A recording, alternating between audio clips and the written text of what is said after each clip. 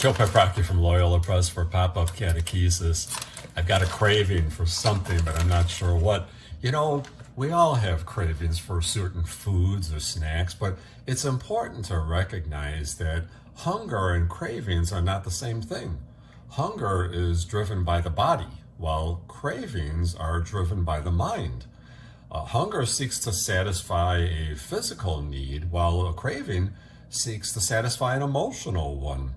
That's why cravings are not limited to food. Cravings seek to fulfill a sense of incompleteness, to fill a fundamental lack or flaw or a sense of inadequacy.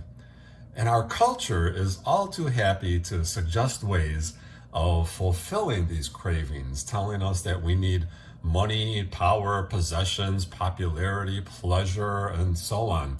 But unfortunately, many such suggestions are hollow, and they only lead to immediate gratification that quickly evaporates and leaves us just as empty, restless, and incomplete as before.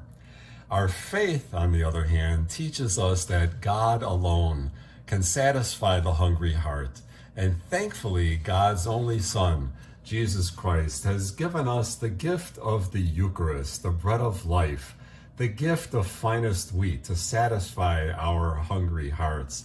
Now, you can help your children to recognize the empty promises that contemporary culture often dangles in front of our eyes to satisfy our deepest cravings, and help them to see that God alone can fill that empty space.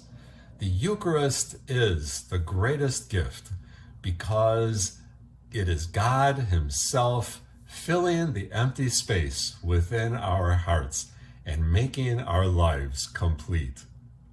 For Pop-Up Catechesis, this is Joe Paprocki. Until next time, God bless.